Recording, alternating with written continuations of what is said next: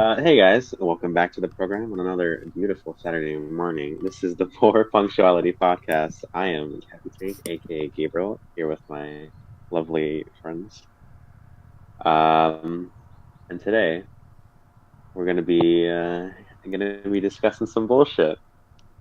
We're gonna be talking about the United States, the rights embracing of white nationalism, the rise, the upcomings of white nationalism and bigoted ideologies. And I guess as my opening statement, I actually had some dreams about this podcast last night. I was having cold sweats. I was waking up in the middle of the night, and I woke up this morning thinking, "Well, I'm glad that's over." But as we all know, or at least my American friends know, well, I guess everyone in the world knows that this is no dream, and this is happening right now. Yeah. What a great opener, actually, like unironically. That was really good.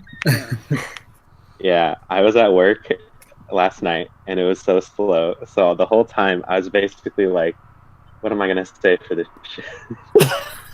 Nice. So I had the shit like planned out, fam. That was good.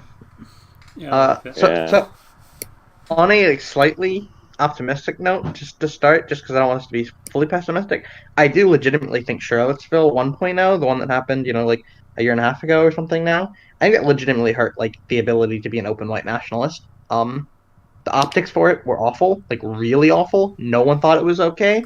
Well, To the point. I mean, I know Trump like tried to like give them cover and everything. That was bad, but like people pretty universally thought, "Wow, these guys look like a bunch of like hateful losers, and I hate them." Um, and yeah, like Unite the Right 2.0 that tried to happen was like enormously, or the opposite of them. I mean, it was like super tiny. It was like couple dozen people in the end that actually showed up. So like Yeah. that's a little nice. On the other side, there's a bunch of people that are like obviously closeted white nationalists, like close ties to organizations that are white nationalists that are like running for office and might win. So that's the other side of it. But the positive side is you can't be openly white nationalist as much as you could a year and a half ago. So hey, Yeah. small victories. Like Yeah, it's definitely true. I think that had like an impact on white nationalists, like even outside of the US as well. Because I mean, like my country, Australia, is a pretty openly racist country. But that was like a huge story here, and I think the effects are still like the effects of like identifying as a white nationalist are still like it's like looked down on more here because of what happened in Charlottesville. Yeah, I think it was like their worst brand attempt ever, which is nice. The thing is, it's sort of like a bunch of people, especially the right, but I think a lot of people like on the left too, don't like just kind of assume racism is dead, right? Like it's not in our laws anymore, so it's gone. But it's not never going to, but it's probably never going to fully go away, and it's just people realize there's different levels of acceptable when it comes to like expressing it. So that level of acceptability, went down a little again, which is good. Because it was at its probably highest point in a long time after Trump got arrested. Arrested? I wish. I fucking wish, dude. That was a Freudian slip, my friends. But yeah. After he got elected, like it obviously went up. There's like I actually don't have an article of this up right now, but I remember there was like hate crimes went up. Not just hate crimes, specifically targeting groups that Trump was negative against, which is primarily, brown people or Muslims. They went up after he got elected for the first time in a long time. So it's like, well, yeah. I mean, it's not surprising, but yeah. Hate crimes in general are up. But I remember like that was, I think, the biggest jump was like, 10-15% increase in crimes against Muslim people. Mm. I mean, like, to the Americans, because you live there, like, when he got elected, like, the week after, did it, like, feel different living there? Not majorly, but yeah, that's just from my perspective. What about you, Cappy? I feel like, and like this is probably gonna sound weird, but in a way, all this like fuckery that's been happening for the past like 2 years, it's honestly made me more aware of like what's happening around me. Because like before this, like I didn't care about anything politics related, but now I'm like all about that shit. And it seemed like as soon as he became, or and like as soon as he announced that he was running, and he started blabbing on about Twitter, rambling on about nothing. Um, it's just like really bizarre statement after a really bizarre statement. So like, I feel like in a way, it has felt like a really different place ever since this like election. I mean, but that's just how I think about it. Yeah. For me, I wouldn't necessarily say that the feeling kicked in like the following week, but rather I think that the moment that like it finally hit for me was I was taking my grandfather to a medical appointment, and we walk in and we see like this huge painting of Trump like right next to the door, and I like that's when it hit me. I was like, oh shit. God, that's really creepy. Really is as bad as it actually is. Oh, wasn't there some like news story that like Trump was doing an interview with someone in the White House, and there's a painting of Trump with other like Republican presidents like in the room that they were being interviewed in, or something? That wouldn't shock me. I don't remember that specifically, but yeah, it probably happened. I'll see if I can find it and link it in the chat. Also, thinking about it a little more, I think the time it where like really kind of kicked in for me too is right after his inauguration, where he lied about how big the crowd was, and he had like his press secretary lie about how big the crowd was, and then like one of his people, it's Kellyanne Conway. I don't remember exactly what her position is. I mean, she's like professional spinster for them, but I don't know, what her actual position is. I think she was just the spokesperson for the White House. Her saying like alternative facts, like this was all like the first week. In the first week, they had to lie about how big the inauguration size was because like they just wanted to. There wasn't really a reason. There wasn't a good political reason. There wasn't a good like.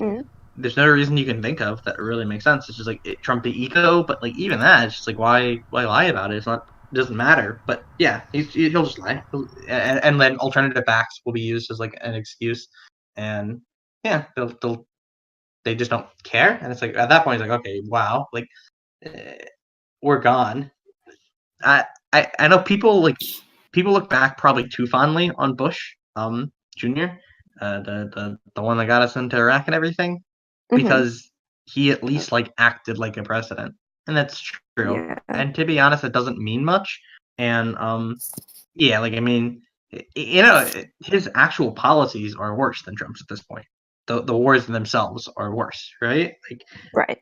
But yeah, like he didn't embarrass us internationally in the same way, which is in a way that's almost pathetic. That like getting into 2 wars for almost no reason is less embarrassing internationally, but it's true. Like it's actually like how a president or like a leader of a country behaves is actually really important in terms of like international relations, because your country like has an image, right? And if your leader of your country is damaging your image, not only by policy, but by like acting out on social media or saying things he maybe shouldn't say, or just generally being a bit of a weirdo, that actually like obviously affects your country's ability to like make trade deals and make like immigration deals, and like pretty much everything internationally can be ruined just by like your reputation and your country's image. And that's like something that you see a lot with Trump, is that like things fall apart because countries do not like him. Yeah. Oh, fine. It's bad. It is. But it's you going? Sorry. I was just gonna say it's like, even if you like Trump or you support Trump, if you look at it at like a completely logical, rational level, he is bad for the country in terms of international stuff. And I know that he's very like America first, but in like the globalized world that we're in now, you do kind of need to actually pay attention to international things, and you need to be having your country work internationally for like a million different reasons. So like even when people support him, it confuses me on the level of like, if they're like, oh, he's better at like economics or whatever, like that's not true. And I think people need to consider the international implications that having a president like that carries. Yeah, this whole idea of like putting tariffs on like steel and aluminum that we get from China, pulling out of all of these like deals and like agreements in like the United Nations or whatever, and like just like the idea of like America being like self-sustaining, I guess, or like fuck everyone else, we're America. It's so like odd to me because like I don't know. It just doesn't make sense, you know. Like with the tariffs, like companies like Harley Davidson have like had to like fucking fuck around a little bit. I think Ford or whatever is only going to make like two kinds of cars now. There's all this shit that like is the embodiment of like um I I don't even know, like just being like it just doesn't work. Like this idea of like conservatives that, like and Republicans that that we have to be self-sustaining and like we can't, or like we don't we shouldn't care about everyone else. It's really nearsighted. It's like, it's interesting because that form of conservatism and traditionalism, I think that would have worked maybe 100 years ago, but because of how globalized we are now, it's literally not possible to have like an extremely successful country and like be that like I want to say selfish. I mean like self-centered, like not oh my god, what's it called? Being like not bilateral or multilateral, being unilateral. That's like what the States is at the moment. They're like bilateral with a couple of countries, but they're very focused in on themselves and they make decisions on other countries by themselves without that country a lot. And again, I think it might have worked a while ago, but I just legitimately don't think that would work now because of how things work now. Yeah. It doesn't work. I mean, it's like you learn this in economics, and to be fair, like high school economics and like college, what is it, like 100 level economics isn't like perfect, but like the whole free trade. This isn't free trade directly, but this is what's it called, comparative advantage or whatever, where you take any product and it's like one country's going to have a comparative advantage in manufacturing it versus another country, even if one country is better at making both in bulk, they will still be better comparatively than the other, right? Like, so trade always makes sense because it'll always be a good deal for both sides when you find out whatever people are comparatively good at making. But yeah, instead we're pretending like we'll just make everything ourselves, or like I understand there is like China does kind of do some funky BS. So like it'd be nice if they could be a little bit less funky, but it's not worth trying to start like an open trade war. Like we can't win that either. They give us too much of our cheap stuff.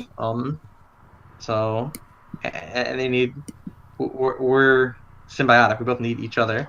And I don't know why we're pretending. And it's like, and we're only like putting tariffs on like 2 or 3 things. So it's like we know that. Even Trump knows that enough that he's not willing to actually like just ban trade with China or like put a huge tariff on everything. He's only putting a tariff on like a couple things as like trying to prove that he's willing to do it. Yes, exactly. It's more of a statement than a policy. Yeah, it's like posturing, and I don't know. We shouldn't just be posturing about serious economic things. Also, people claiming that Trump like has been good for the economy are fucking crazy. Like the idea that like the first couple of years that anyone's in office isn't like a reflection of the economy of the person before them is just like crazy.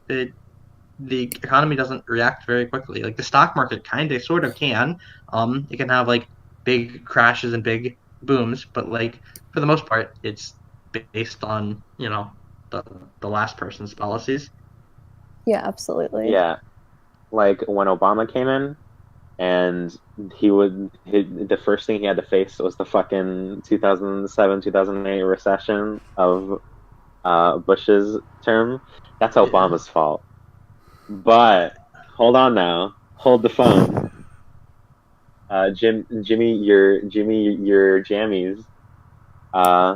When Trump comes in and he's faced with this pretty good economy that Obama left off with, that's Trump's.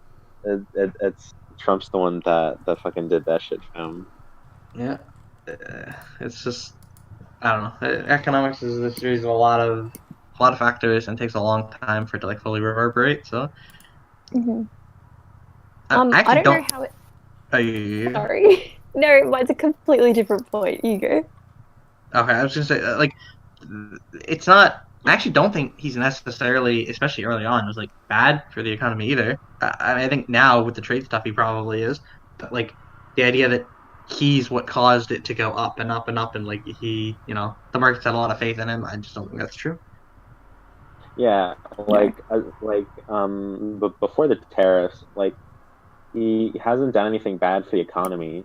He just hasn't fucking done anything, like at all. Yeah. Yeah, for sure. But all-time highs, guys, all-time highs. Oh, what I was gonna say quickly is that I don't know, like I genuinely don't know what the viewpoint is over in any of these countries. But here, the right wing is seen as being very good economically, like that's their strong suit. And then the left is apparently terrible at economics. Is that similar over there, that the right wing is seen as being very good with money and budget and the debt and deficit and just in general government spending? By uninformed people, yeah. Okay. They talk about the deficit a lot. There's a lot of people that would call themselves fiscal conservatives, where like they don't agree with them and like they don't like the fact that they hate gay people and whatever. But we need to be with them because I agree with them with their economic stances. But if you ask like actual economists, for the most part, no, they're really bad. They're like extra bad. They cut taxes. Pretty much like another Econ 101 thing is like government spending is twice as good as cutting taxes for the economy. That's just sort of like a generally agreed upon thing where it's like it has bigger effects for the economy, but Republicans basically just like ignore that and they always do tax cuts. They never increase government spending. Well, they do, but sometimes fairly often, but for like the military and not social services or anything. Yes, absolutely. I mean, like, your military doesn't need to be higher. Like, maybe I'm saying that as an outsider, but like, I don't know. Seems a little steep to me.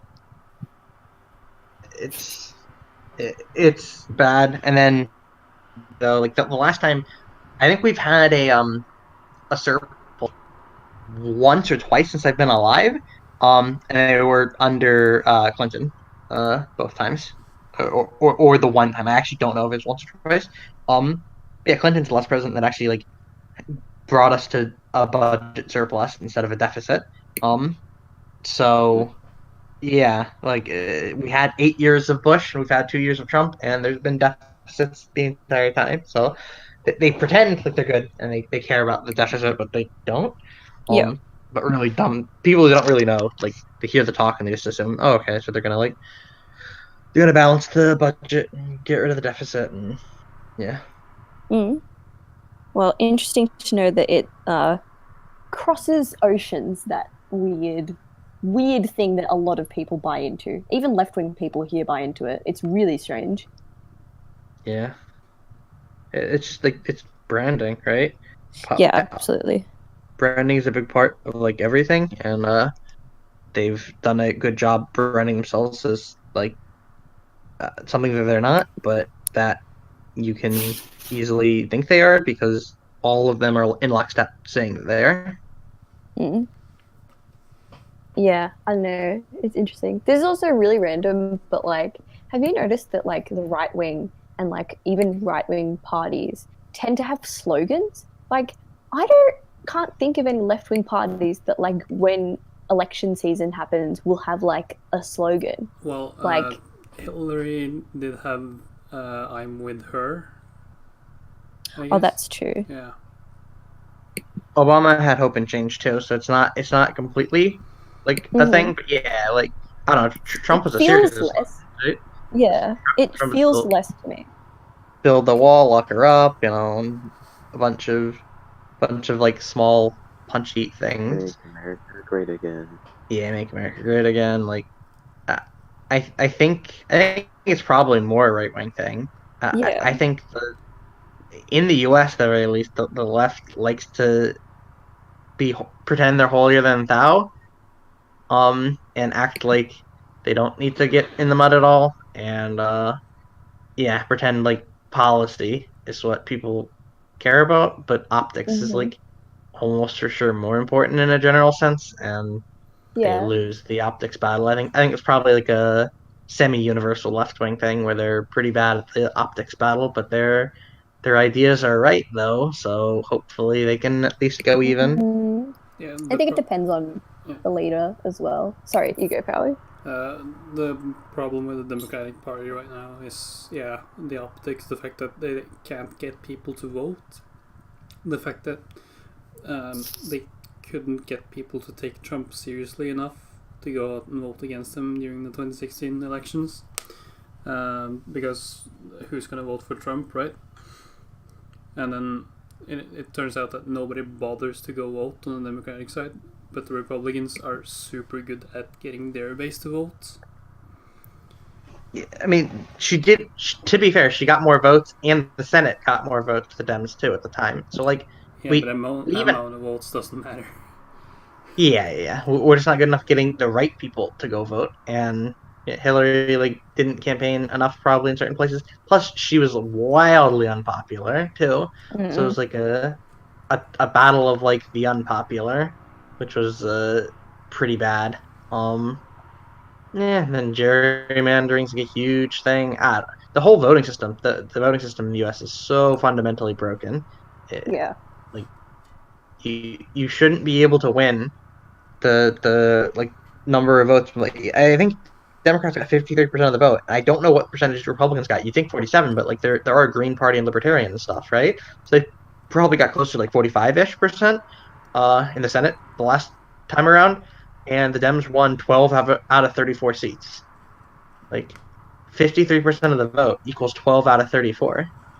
Like I don't know how you're supposed to be okay with that and think like, oh well, hey, the system works. Like they got 35% of the seats with 53% of the vote. Sounds fair to me. Yeah, it's crazy. Obviously I don't know as much because I don't live there. But God, I love my voting system. It's so much cleaner.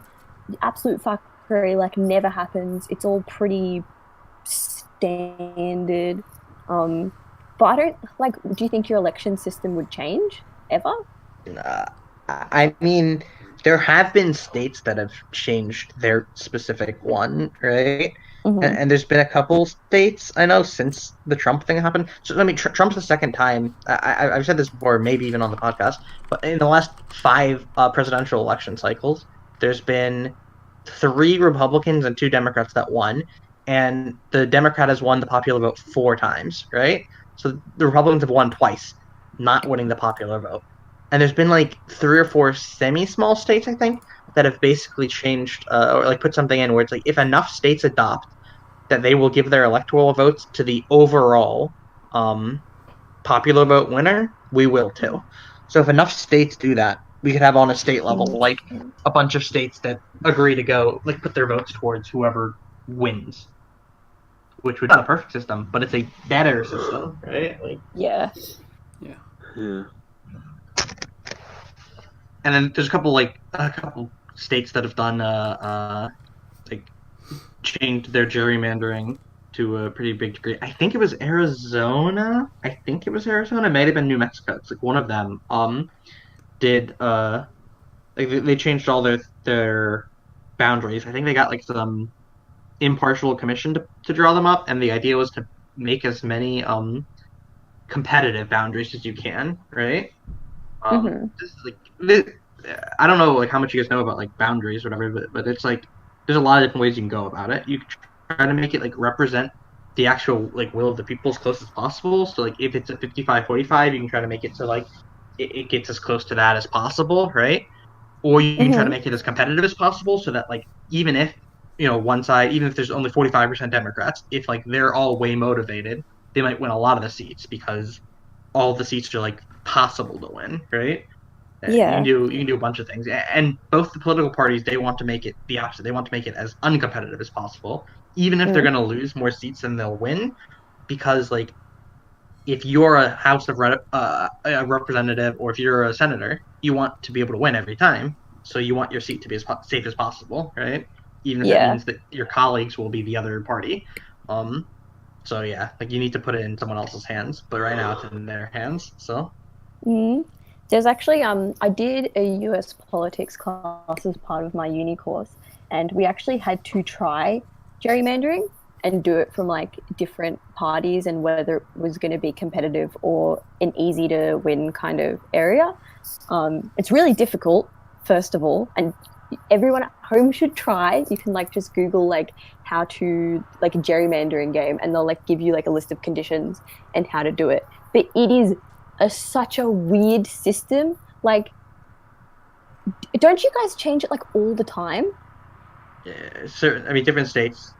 We have 50 states, but like, yeah, one of the states is probably changing their boundaries like at least every year. I'd assume like 2 or 30 change it like each year. Yeah. Because we have like little electorate. We call them electorates, like the little areas. We haven't changed them since like maybe like the early 1900s. Like we haven't touched them. So that's interesting that you guys move them all the time. Is there like a specific reason for that? I mean, in theory, it's supposed to be to represent the population, right? Or like, as the population moves around, you want to move the boundaries because, like, imagine like all your electorates are created with the exact same amount of population, right? Like 200 people in each one, and then everyone in one, like one ends up being 50 people, and another one ends up being 500. You want to divide that 500 into at least two, right? And the 51 can merge with some other one near it or something. But in actuality, a lot of times it's just people want to draw safer districts or whatever. So they change it. But that's ostensibly the reason is to try to make it as representative as possible, so you don't have like really small districts that exist that only have a few people in it that get the same vote as like a huge one. Okay. Thanks for explaining. No problem. That like this the way the Senate works over here too is like another weird meme that I don't. It's like every state gets two, so like you can have some states that are smaller than like cities in other states, but everyone gets two senators anyway. So that's like that's probably not good. The House is supposed to be actually representative, and it's closer at least, but yeah. Honestly, the entire US voting system just needs to kind of be thrown in the garbage and rebuilt, because at this point just making minor changes every year doesn't really do anything until like in 100-200 years maybe. Yeah, the idea is just though you probably can't get enough people willing to fully change it, so you just hope to make incremental changes to make it a little bit better. But yeah, like it needs a huge change before it'll actually be a good system. You can just make it maybe a less awful system slowly over time. Yeah. So my question is, if there was a revolution in America and such things such as the electoral system were completely dumped, how would you guys like get to that point? Like, what do you think like the tipping point is, or if there is one at all? For a lot of people, there seems to not be one. But if Trump tried to run for a third term or tried to like refuse to vacate the presidency, I think that's probably a time. Yeah, I mean, that would be a big one. If he was impeached and didn't step down, probably that's like equally big. I don't know if there was a even more ridiculous type of turnout where like if the Dems win something like 55 to 56% of like the vote per house and somehow don't take the house, I don't think that would be enough for me. I don't think that'd be enough for the country. But that would be enough for me. But yeah, for the country, it'd probably have to be something like 70%, and they still don't take the House, or something like ridiculously gross like that. I think the only semi-feasible ones are like Trump refusing to step down in the face of different things. Yeah, I get that.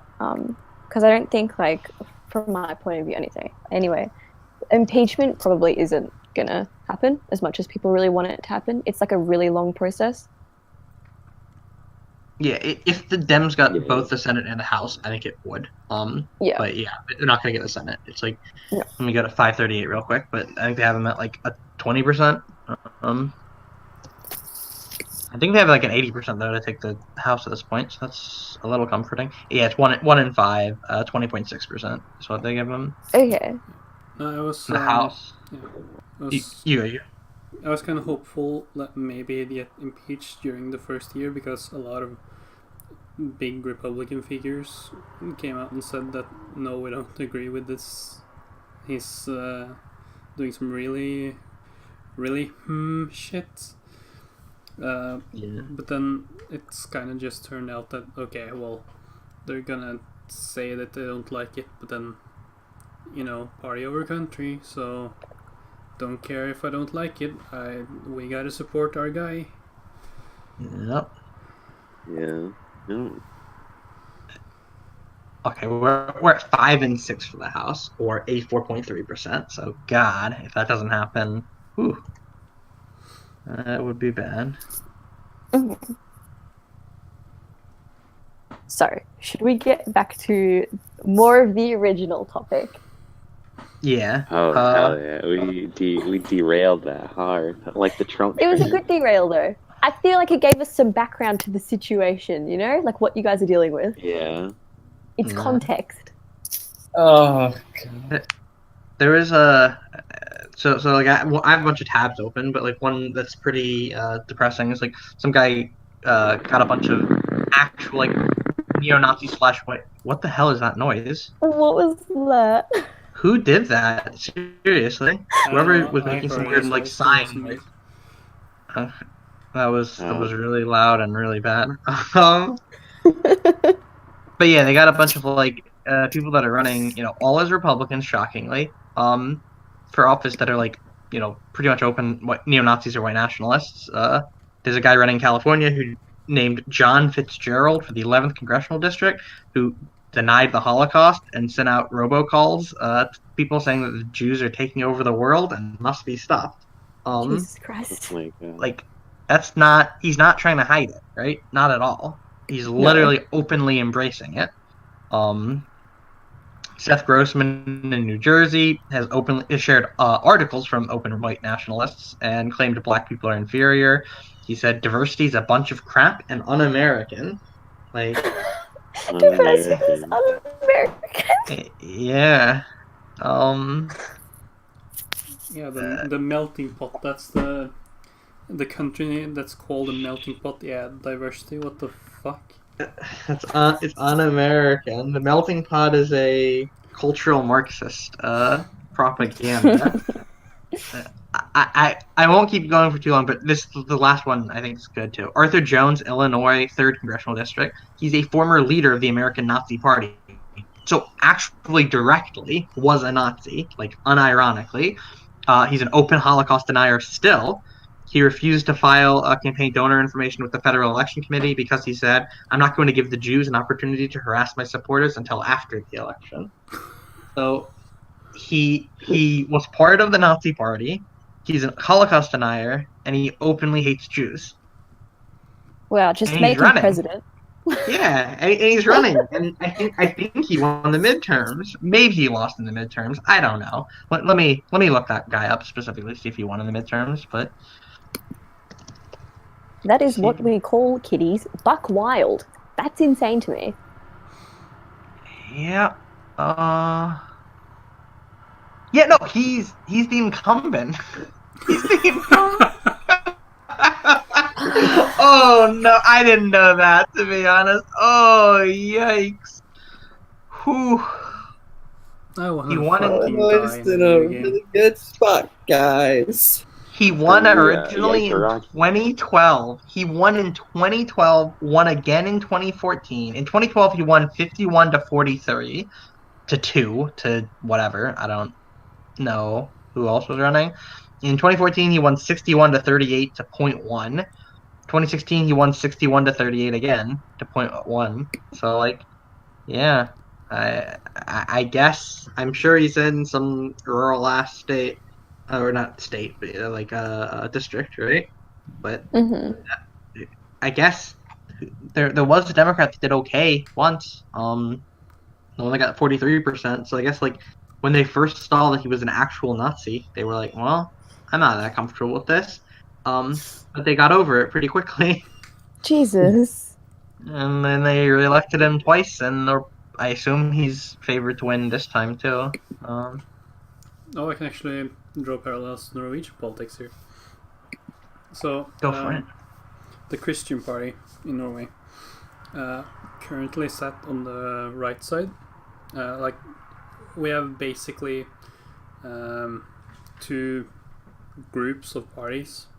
So it's the right or the blue, and then there's the left, which is red-green, which is basically all left-leaning and environmentalist parties. So the Christian Party is kind of on the left side of that right, portion of the parties. So and because the parties are so close in size, or the groups are so close in size, and even though the Christian Party is so small, if they switch sides, they can basically change the government into being a left government or a left-leaning government, because suddenly there are more seats on that side. Yeah. And because of that, they keep threatening to jump ship whenever any small issues arise. And it seems like a big deal because it's like, oh my god, are they actually going to jump? Are they actually going to do it? And then nothing changes, and they stick to the same party. Yeah, no, we have super similar stuff. The centrists, dude, the ones that always pretend. Like, we don't have another party that's like that, but yeah, like that makes sense. The centrists that pretend like, oh, they could go either way, and it's the people that like they'll talk about how they feel like really disturbed about like some of the stuff Trump's doing, and they'll just like keep going, like voting for him, or like you see like Lindsey Graham, the guy that was like incredibly insane during the testimony of Lindsey Ford, right? One that literally said like, I guess maybe next time the Democrats nominate someone for the Supreme Court, we're gonna have to fake like sexual assault allegations too, right? That guy's been talking about with this Saudi Arabia thing, how it's really disturbing to him, and like we need to get to the bottom of this, and this isn't okay. And it's like, yeah, he's gonna feel really bad when he gives them more weapons, but he's gonna give them more weapons. He's not gonna actually not do it. So it's like they feel really bad about it, but they're not gonna change anything. They're just gonna say they feel really bad about it. Right? Jeff Flake, when he voted for Kavanaugh, he probably felt really bad that he had to do it, but he still did it. I don't think he actually feels bad either, but like he's gonna publicly say he feels really bad about it. Right? Yes. I just don't I don't understand. Like, I know this is a completely different issue, but I don't understand centrists at all. I just completely don't get it. I don't get how you can like have vague morals. Just have morals. I mean, I think like the initial centrism mostly comes into the idea that like both sides are very sure that they're right, and if both sides are very sure that they're right, then neither can actually be right. So the truth has to be somewhere in the middle, right? Mm-hmm. But I think the branding for the right is usually slightly better, and I think the left sometimes, like a lot of times, and this includes me, I'm not going to pretend it doesn't, like we like to get on our soapboxes sometimes because it makes us feel better and talk about how like if you think that like gay people aren't acceptable, then like fuck you, I don't care about you at all, like you're a terrible person, right? Whereas the right will be like, well, I mean, if you like gay people, that's fine. But if you don't like gay people, it's also fine. Like, they're both okay with us. So then people are like, wow, that seems really reasonable to me. Right?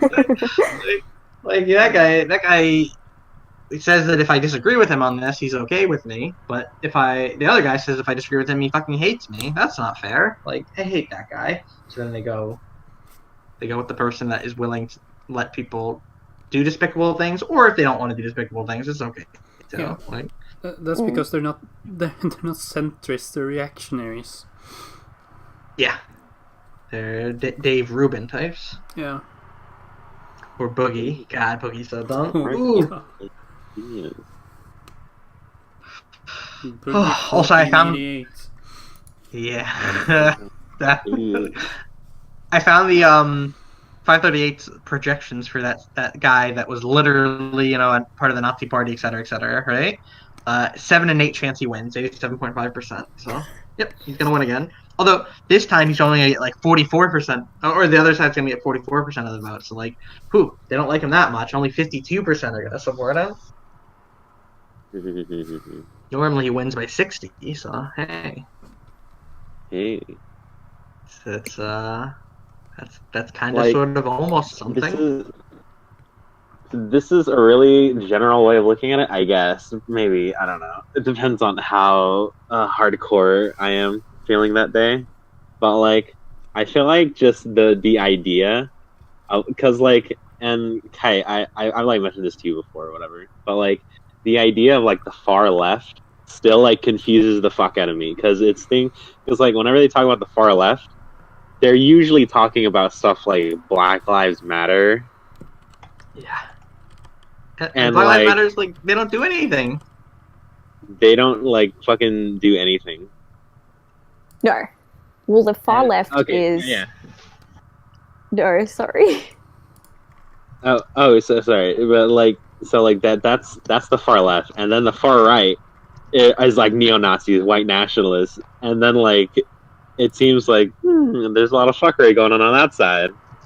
But like, yeah, just like the idea that like the right encompasses all that weird stuff should be kind of like troubling.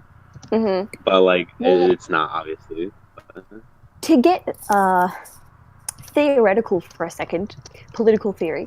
When we think about ideology, essentially the farthest right is Nazism, not Nazism. You know what I mean? Like that kind of like white supremacist, that sort of thing. Yeah. And then and then on the far left, what we would consider the furthest left would be anarchism, and specifically anarchist communism, which is, it's difficult to think about ideology left and right. I quite like, not everyone likes the square, because there's different versions of the left and the right. Like some of the left is authoritarian and some of the right is libertarian. Like it's not as cut and dry. I personally think about the far left, I think of anarcho-communism, and when I think about the far right, I think about Nazis and that sort of thing. Yeah, I mean, the far left, I think of tankies first instead of like the anarchists, but yeah. Really? Interesting. I guess maybe because anarchists inherently, that doesn't make any sense to me. But, I just think it'll never take hold. Like, there's no way it can ever take hold. Like, the idea that a party or like a group is going to take power, and the one thing they're going to do with that power is like abolish their ability to have power. It doesn't seem very likely to me, right? But like authoritarian tankyism has existed a few times, and so that's what I think of first. But I guess they're not. Would they be what, the top left and the top right instead of the top right and the bottom left for the square? Yeah, top left is tankies, bottom left NCOMs, bottom right. I'm gonna say ANCAPs is the bottom right, and then top right is I don't know what else to call them except for Nazis. Yeah.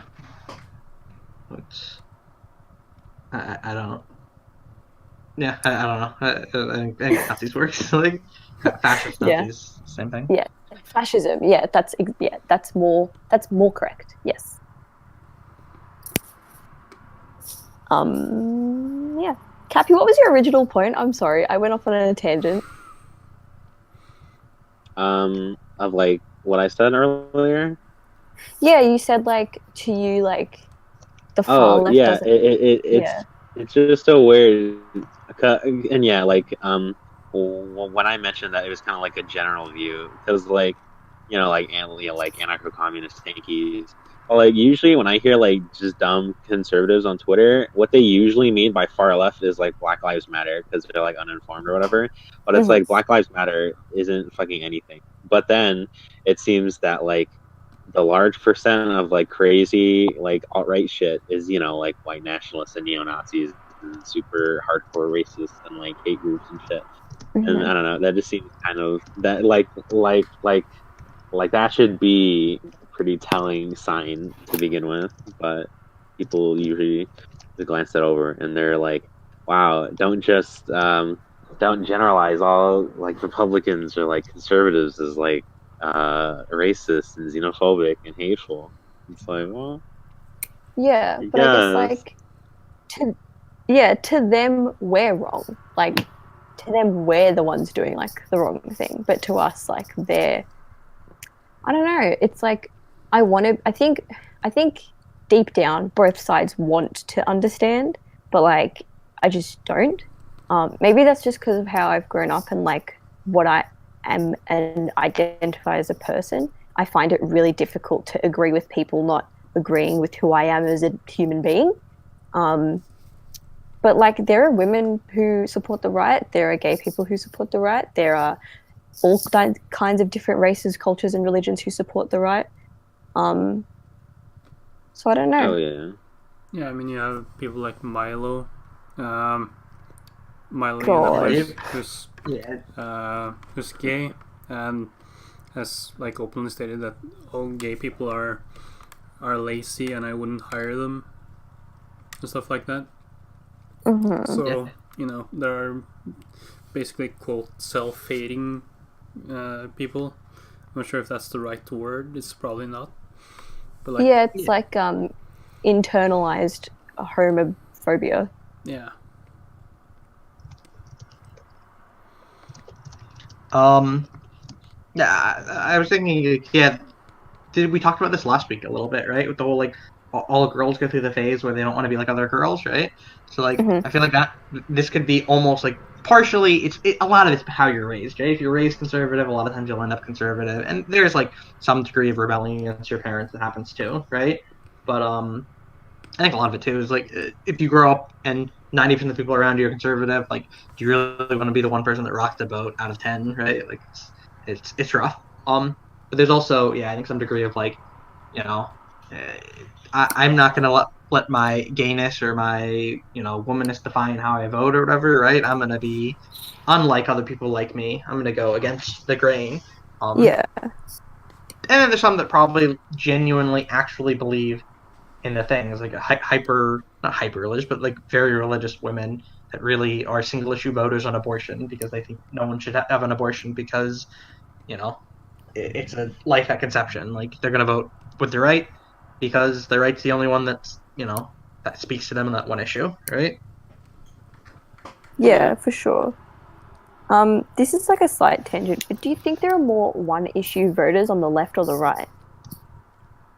Right, and it's not close Okay. in the U.S. at least because Oh wait. guns and abortion are both huge.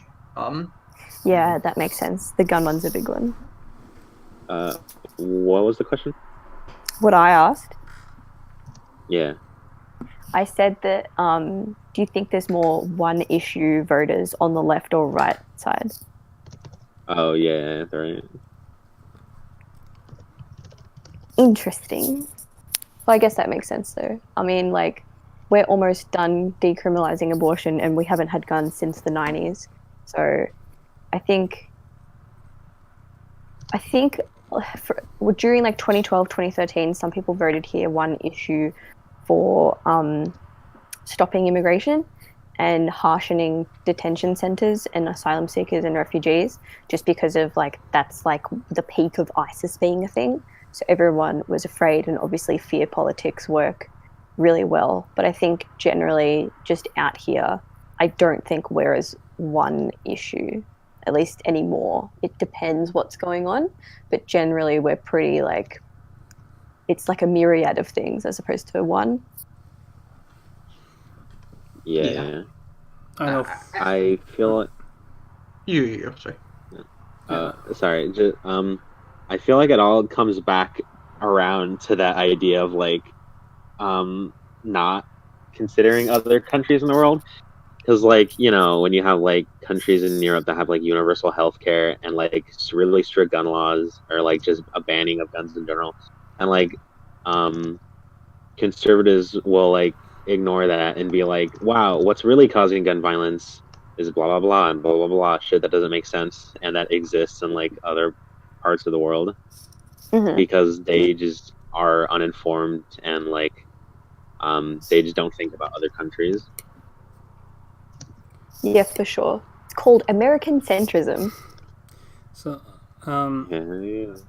regarding the single topic getting people to vote thing, I think the weirdest one we have in Norway is we have basically one party who's majorly advocating for killing off the rest of the wolf population, and that's like, I'm pretty sure that's the only policy that people are voting for that party for, and that party gets a really decent amount of votes. Like, it's one of the top 11 parties, the ones that actually have power. That's really interesting. Like an interesting issue to like, you know. Yeah. Usually it's just it's farmers voting because they're the ones who, you know, get their parts of their herd eaten by wolves. And instead of doing, well, I can't really speak too much on the topic, but basically instead of them having to do anything, they'd rather we just kill off the like 10 wolves we have left in all of Norway. Yeah, that's interesting. Yeah. We have similar stuff here, but different animals because wolves don't exist here. But yeah, like we're both Norway and Australia are multi-party systems. And we have a party that's like specifically for farmers and people who live in like rural and remote areas, and they will like automatically vote consistently for that party just because of where they live. Has to do with like their profession and all that stuff. Yeah, that is what this party is. It's called the Centre Party now, but it used to be called the Farmers Party. Interesting. And yeah, it's, I know they share a lot of the rest of their policies with other parties, but like that's the kind of one that makes people vote for them. Yeah, no, similar here. They're called the Nationals here though, which is a bit more right wing. No, this is actually I'm pretty sure these guys are on like the left chunk. Otherwise, interesting. Ours are like ours are pretty right wing, but they're like, I feel like there's two different types of right wing. I feel like there's very like posh, I'm rich and I want more money and I am a supporter of corporations, rich, and then there's like I'm poor and uneducated and like come from a shitty place, and that's why I'm right wing. And like all of the people who are poor and farmers and right wing vote for the Nationals, and all of the people who are rich right wing people vote for the Liberal Party in Australia. Yeah. It's weird that they like split it in half. That's like economic conservatives or social conservatives kind of. Although they might agree to some degree on economic and stuff, but yeah, like a lot of economic conservatives that exist, they're like the rich people that maybe they even think the gay people are like cool and everything. They're fine with.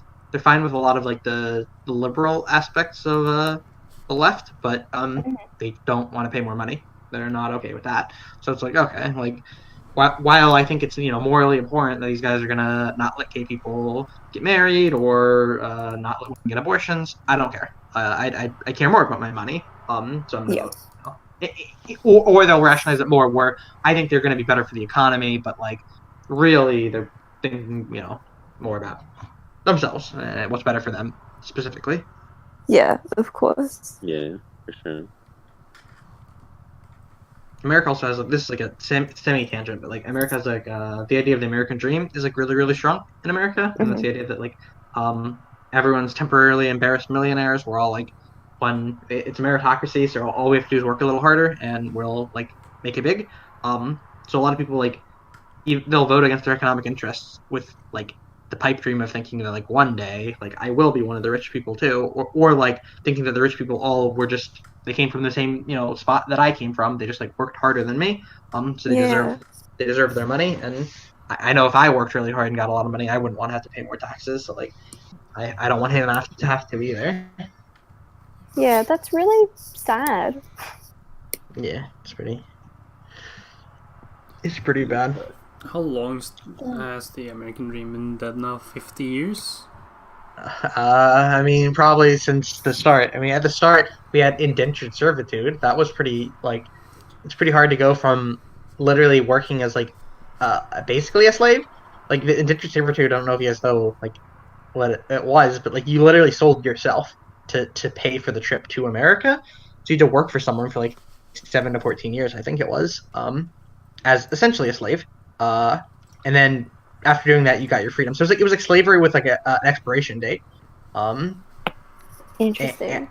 And I can't really imagine that like many people went from indentured servants to like thriving, right? Like you spend 7 to 14 years just doing whatever someone else tells you to do, and like you're helping around on their farm or whatever, and then you have nothing still. Like you have nothing on your back, and you're there, you're out of America, and you're ready to start. You had to wait, a bunch of years and do like probably hard labor most of the time.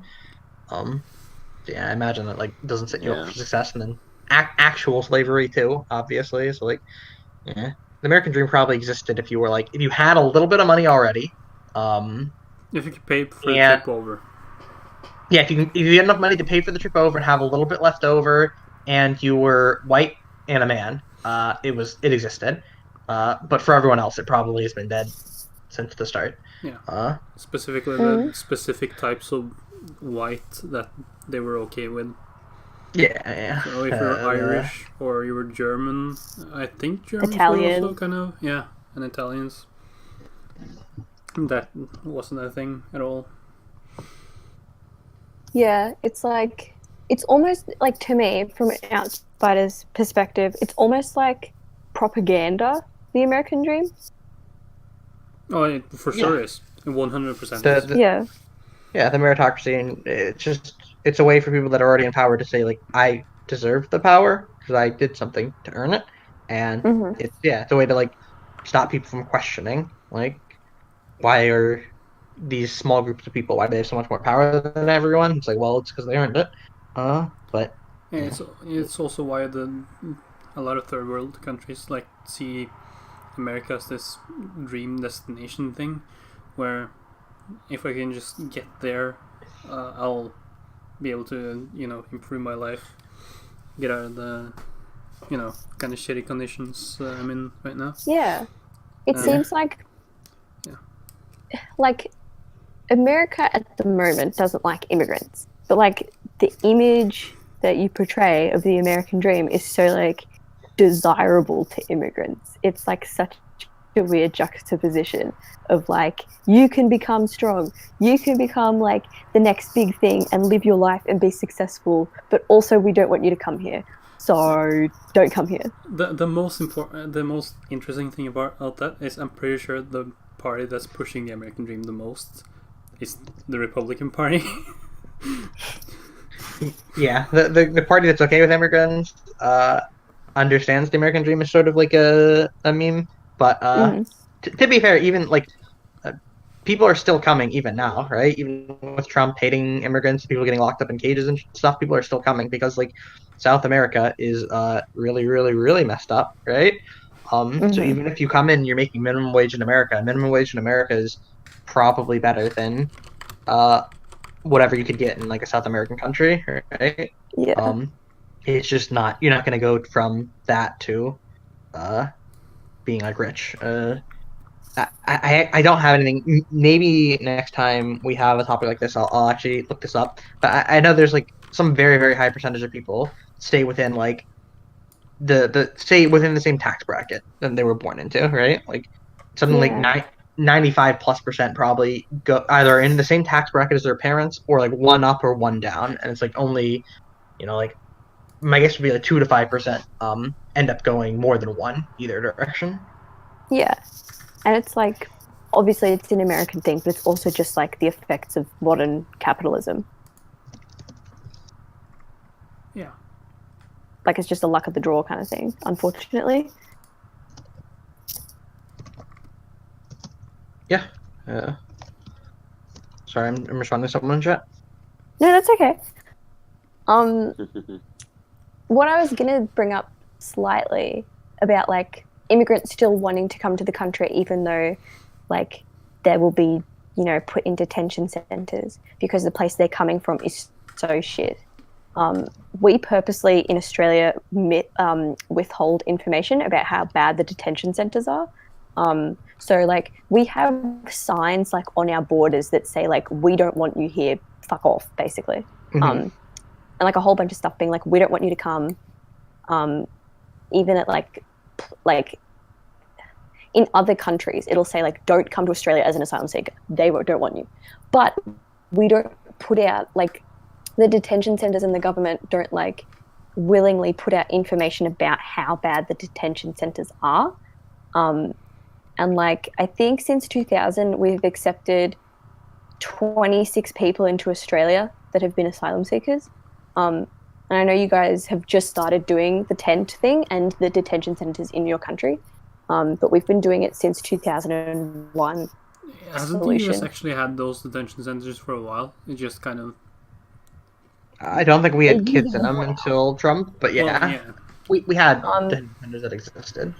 Yeah, because we've been using them for a long time, and even though like the most horrid stuff happens in these detention centers, like I know it's really bad in America, of course, but like here, like a lot of people commit suicide and will like light the place on fire, and kids try and like harm themselves, and like all the guards like are sexual assaulters. Like it's a nightmare. And I think our situation's weird because we don't want people to come, but then they go, oh, well, at least it will be better than where I'm coming from. But then if they get sent off to a detention center, it's not. Like, you're either just going to die there from old age or suicide, or you're going to have to wait maybe 15 years and then you'll get into the country. And obviously the Pacific solution is a right-wing thing in Australia, just to relate back to the topic more. But the left-wing party, the major left-wing party, the Labour Party, has supported it since the start, and neither of them want to get rid of it. That's that's the problem. Like, I don't know. That's the problem with the left in general. Is that like they it feels like sometimes they're more concerned with like telling the right that they're very bad than like actually getting rid of the stuff that they do that is very bad. Yeah, I mean, like the Labour Party's the major left party who doesn't like it, but I would call them a centrist left more party. But the actual left party, the Greens, is like very against the detention centres. But yeah, it's a shame that both of the major parties in Australia are extremely pro-detention centres. That's disappointing, but not shocking. No, it's not. We're very racist and we hate immigrants, even though our country is built on immigrants and we're a very diverse country. It's it almost feels like it doesn't matter. Like, I guess some people have talked about like this might be true, that like part of the reason for the rise of white nationalism in the U.S. is the fact that like white people are projected to become a minority eventually, TM, like fairly soonish, right? And that like that's given them a lot of anxiety, so now they want to, directly hold out for it. But it's like they're not going to lose their super majority status in not too long, but they're not going to lose like their majority status until like a really long time from now. And even if they do, like, who cares? At that point, you have to wait till they lose the majority of their power or whatever, right? And that's not happening anytime soon, because the white people are rich. They're the rich ones, and they're the ones like in actual positions of power, like in the government for the most part. So, like, yeah, that's interesting. The like, the white becoming a minority. I'm doing air quotations. Pretend like I'm saying air quotations. Like becoming like a numerical minority, but not like in power. Yeah.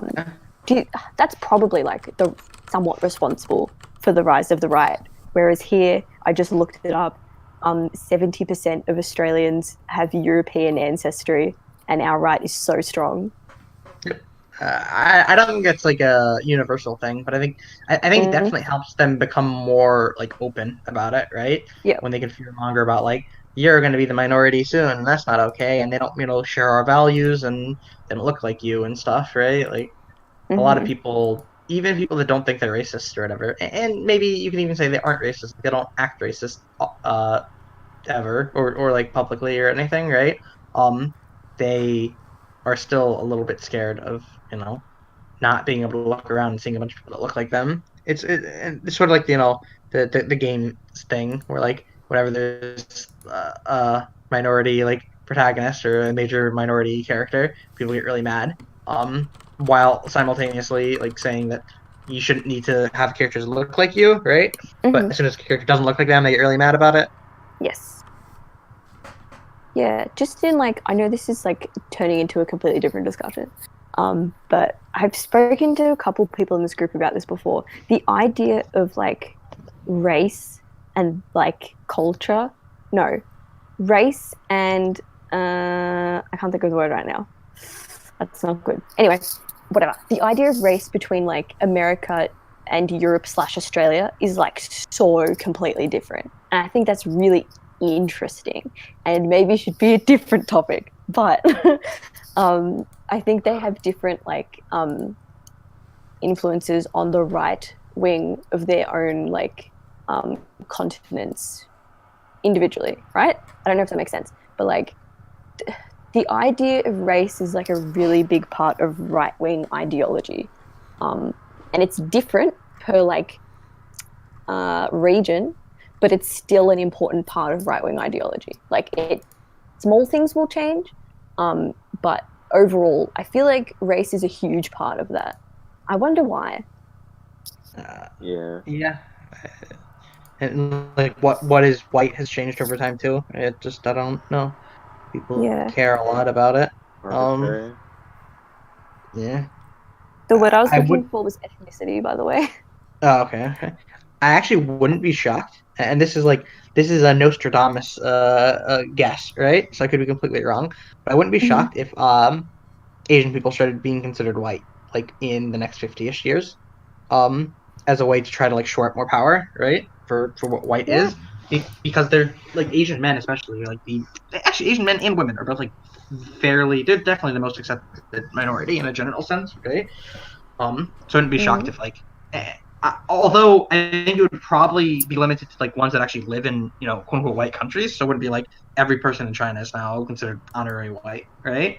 But it would be like the Asians within our country, because like, it slowly expanded from like Italians weren't counted as white, and then Irish people weren't counted as white, etc. Right? Until eventually being, if your skin is white, you are white. So my guess would be the next step is counting Asian people. Yeah, that's the only other group they can kind of stand, right? And if that's their way to like shore up more power, then I think they would be. Yeah, that's interesting.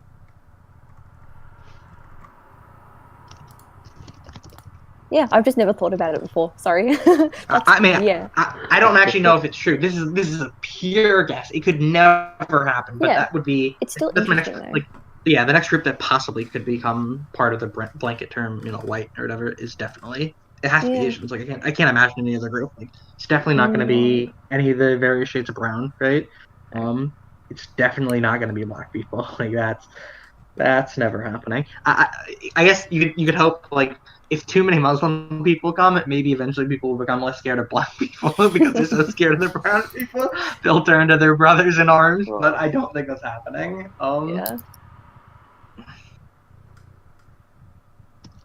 So just a question, sort of a closing question. Do you think in the next, like, let's just say 50 years, do you think the right's going to get stronger or weaker? I guess the right, as we see it right now, I think weaker, but I don't know. You go, Cappy? Yeah, I feel like generally I kind of agree with Kite. I guess it just kind of depends on how Trump goes and what happens after that, because God knows what's gonna happen after that. I don't know. Mm. It's I think the rise of it, the rise of it, and like people being more open about it, kind of started with Trump and his kind of racist rhetoric that like kind of spurred it on. So I guess it all depends on like what happens after that, or like basically what happens after that. Yeah, I think the I think the terms overton window, like what's acceptable to talk about, right? I think like that slowly gets pushed to the left just like over time, and like Trump pushed it way to the right for the first time in a long time. But I think even like when Bush was elected, like there's just certain. I think even when Bush was elected, you couldn't like openly hate gay people. You could say like gay marriage is not okay, right? Like marriage should be between a man and a woman because that's what God says and that's what Christianity says, right? But you couldn't say like I don't like gay people. That's not okay. Even with Trump, like he says the whole like I love the gays love me, right? Like even Trump won't say that gay people are bad directly. Yeah. So I think that over time, but like I don't think the right as an entity is going anywhere. I think they will keep existing and they will keep like winning elections at least at 50%, if not slightly over 50%. But I think what the right will look like in 50 years will be, less right leaning than they are right now. At least that's the fucking hope, right? Yeah. Yeah, I think I agree with that. I don't know if this is going to sound strange, but I feel like it's basically what you said, just in different wording. I think the right's going to go slightly more left, and then the left's going to go harder left. That's what I think is going to happen. Because, like, if you just think about existence and, like, that the fact that left-wing politics are called progressiveness or progressivism is that, like, you're always progressing, right? Like, if you went back 200 years, what we think of as the right now could be the left, Like, it just always is shifting left. I don't think as a society and as, like, a world, we're shifting right constantly. I feel like we're always inching very slightly more left, like, as decades and centuries go on. Yeah, I mean, I think it's safe to say most conservatives in the Republican Party are old people right now. Yeah. But then you have the alt-right, which is a lot of young people, which is interesting. Well, yeah, but I'm pretty sure once, the old guard... Well, I'm trying to not just say dies off, but, once they retire from politics, in whatever way, I think... Climate change will get them. Healthcare. No. But I think just getting rid of the oldest people in politics, the ones who have been there for like years and years, and just maybe trying to change it up, maybe, get rid of some of the lifetime appointments. Yeah. Supreme Court. Yeah. Lifetime appointments are not exactly the best. No. Yeah, but, yeah. As soon as those are gone, I think we're gonna see a huge shift. Yeah. The dinosaurs. When the dinosaurs die out, we've got this. When the meteor hits, and that meteor is the blue wave. Oh, rip! The blue is the right wing here. Also, this is like not what we've been talking about like out loud, but people have been talking in chat a little bit about stuff. So I looked at 538. The Dems need to win by the popular vote by 5.5 points. They need to get 55.5, right? And that's when they will win the House. They need to win by 5.5 to win the House, not to get 50% of the seats. To get 50% of the seats, they need to win by 55.5, right? So that's pretty. That's how broken our system is. We're projected to win by 8% of the vote right now, or 9, roughly 8.8, right? So that's why we're going to win by a lot, hopefully. But yeah, we need to win by 55% to win. So like that's how fucking rigged it is for the right now, which is why I don't think the left is going to win in the U.S. like the majority of the power. But I think slowly over time. Like the next right wing guy to win will not be a Trump type. At least I really hope not, but I think it won't be. And yeah, the right will slowly get pushed to the left. Although for a while they've been pushing to the right, but I think that's like a temporary thing. Yeah. Over time, people will have to I think just over time, like abortion's been legal for so long, and gay marriage has been legal for a while now. Like over time, people are just gonna have to realize that they've lived their entire life with these things being legal, and their lives haven't been bad, right? They haven't been adversely affected by these, so they'll stop clinging to them.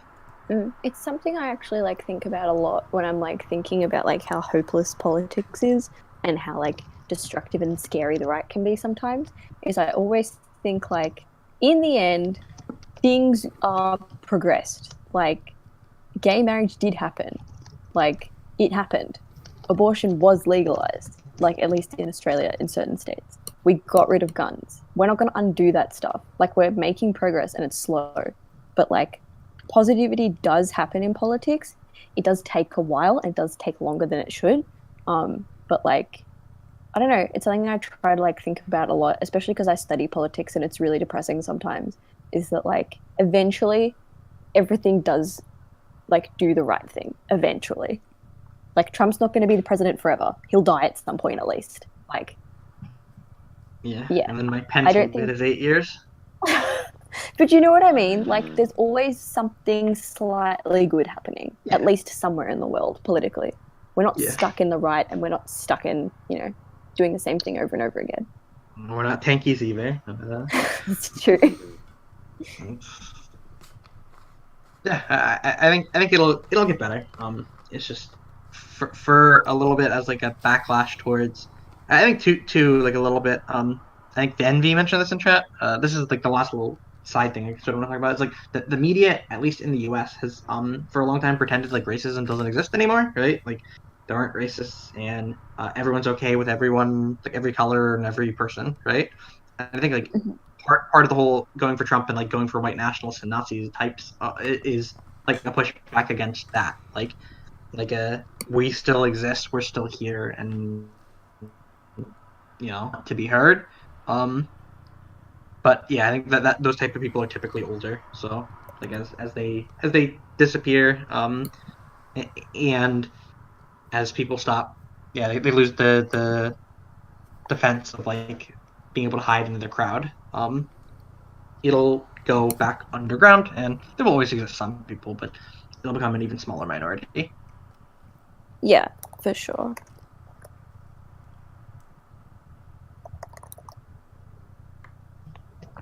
Sorry, I just had to type. I can't do two things at once. Yeah.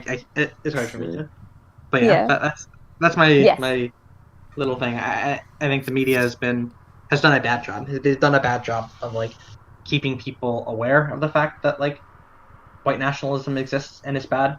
And I think they will probably new wave media will do a much better job. YouTube media type stuff will do a much better job of that. So if more young people get their news from that, they probably won't forget to mention hey, by the way, there's white nationalists and they exist and they're doing bad stuff.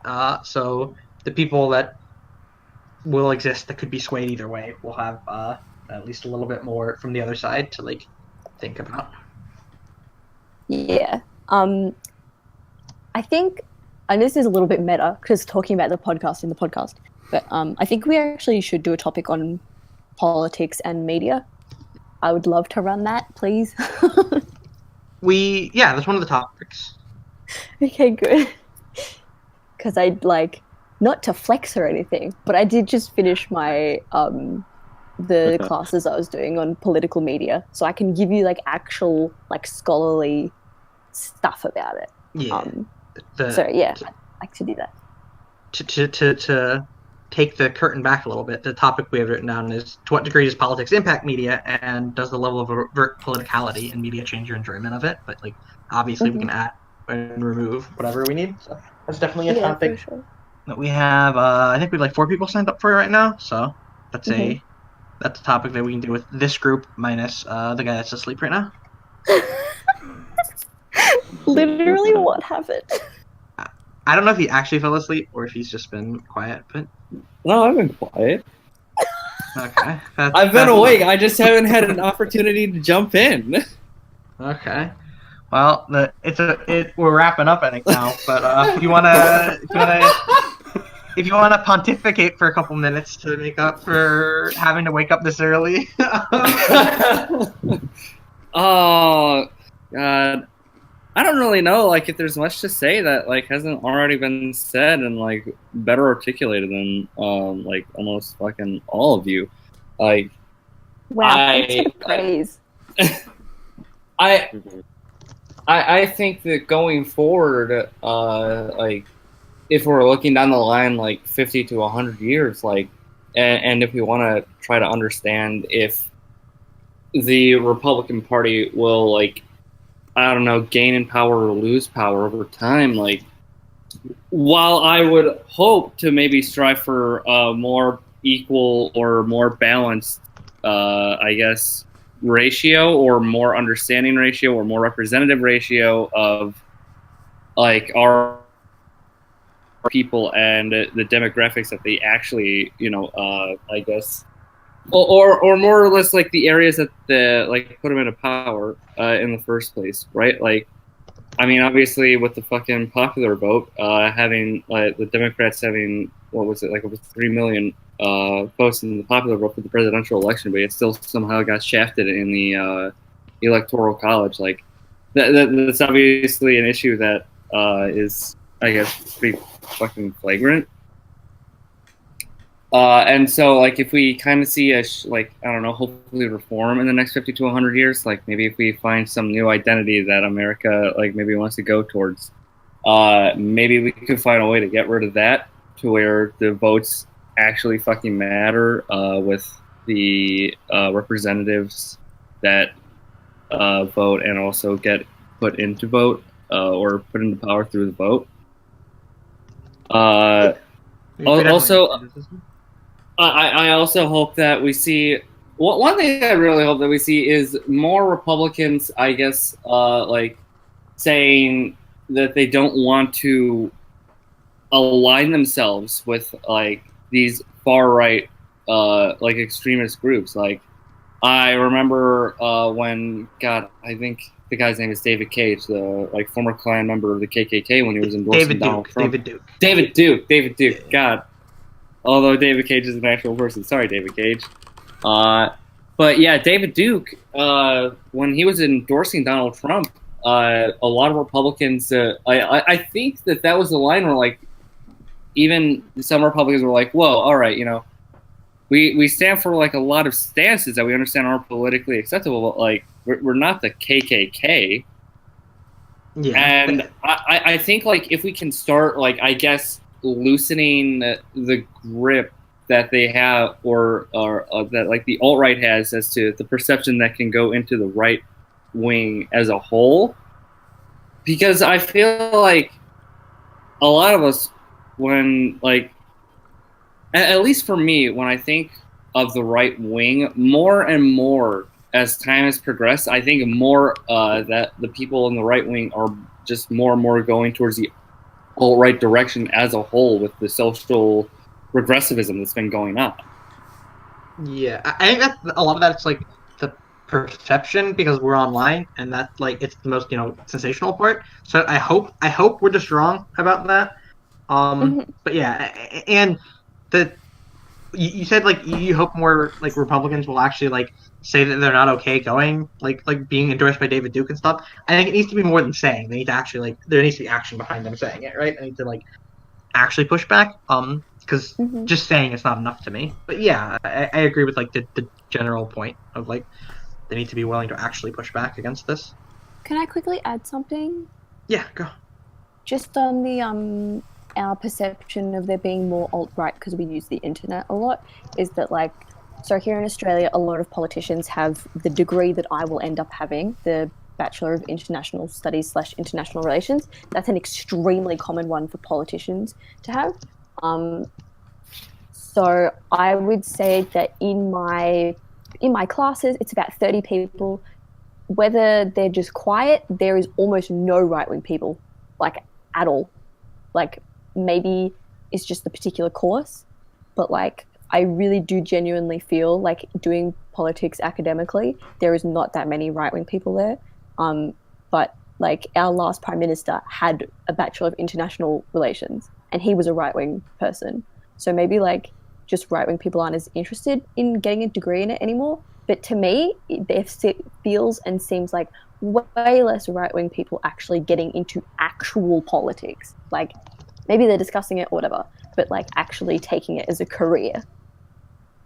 Yeah, which hopefully leads to less ones that get elected, but who knows? Mm-hmm. Yeah, who knows? Still good to have a, huge amount of educated left-wing people out there, I think. Yeah, I think the left's been like the dominant position in academia for a long time, which hopefully translates to people like trusting them. I think this is a unique U.S. thing. U.S. like the right is anti-intellectual. Like they think having a degree is a bad thing in a lot of ways. I don't want to get into it too much. That could be its own fucking topic. But yeah, like that's like that is a thing. Like egghead professors, instead of being a compliment of being like, oh hey, you're smart enough to be a professor, it is like a wow, you're a professor. Jesus, like what a loser who is dumb and bad. Yeah, interesting. Yeah, not the case here. You're considered like a waste of space if you're a politician without a degree. Here you get a medal. Yeah, all right, but yeah. Oh, okay. So I think that was good. Does anyone have any like final little bits to say? Well, you Nah.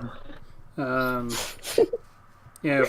Are we done with the topic, or is anyone? Yeah. Then just two quick statements. Firstly, the layout for this episode, well, for the podcast going forward, was made by a Seventh Disaster in chat. So, and he might be appearing on some future Weeb features. Yep. And then, yeah, like Kite wrote, we're doing another game-related bit in about between 3 to 5 hours. We're not entirely sure yet. Without me, but you'll gain a different person. Yeah. Yeah. So minus the elf plus a what is Dr. Mario. Dr. Mario. Yeah. Dr. Mario. Yeah. I'll be asleep, hopefully. Yeah. This is also probably the only time we're doing splitting up like this. Usually we do 2 topics back to back. Yeah. So yeah. The start time will either be like this time or the other time that we're starting, because different people can make different times. Yeah. Oh yeah. Okay. Also, final little my little thing. Go vote. Early voting starts in Texas in like 3 days. So hey, everyone get out and vote. The actual election is in what, 3 weeks? Is it 3 weeks? What is it, 2? It's like 2.5, I guess. So yeah, go vote. I can't It's good. vote. It feels bad, man. Here. And Here in if you're Texas- Australian, no, you go. Sorry. Here in Texas, you have to vote. You can't do it online, mail, or you can go to like an office, but that takes effort. So like I printed out the voter application and I sent it in through the mail, and I was like super paranoid that I would like wrote something down wrong, and then like because like you have to wait like a month to see if your voter registration even like happened. So I was like really paranoid that like I would walk up to the voting booth and it'd be like, "Sorry, sir, your fucking voting freedoms haven't registered yet," and I wouldn't be able to vote. But I just checked the other day and I'm registered now. Yeah. With that website you can go to, that is pretty easy to check. Yeah. I've used that a bunch. I get paranoid too, because like it goes away. I think if you don't vote like in 2 elections, they just like take it away. And I haven't not voted a single time, but I still get worried, because like you hear all that stuff about them purging voter rolls and whatever. So I check I'm registered. I'm going. The earliest I can vote is in 3 days. So in 3 days, I'm going probably to the polls before work, and then going to work. Yay. If you're Australian, vote or you'll get fined. The end. Oh god. When's your election? I know it's like it's soonish, right? Honestly, it's May, but they're going to call an early election because today they lost to the majority, which means nothing can be passed. We're in like hung parliament. It means the government can't do anything. So who knows is the answer. Yeah. Okay, that makes sense. Yeah, yay, go vote. We all good? Yeah, Yes. you can do the outro. Go vote. Go vote. Governments suck. America sucks. It seems like Australia kind of sucks. Yeah, we do. We're just as bad as you guys. Thanks for stopping by. I love you. Oh shit, I was about to rip off some dude. I was about to say Paparino, Papachino, Cappuccino. Oh no. Thanks for stopping hero. by. Our hero. Yeah, thank y'all for coming out. We really enjoyed having this podcast today. We'll be back in an amount of time. This is the Poor Punctuality Podcast, and we are out of here. Like and subscribe. Bye. See you in 2 weeks. See ya. See ya. See ya.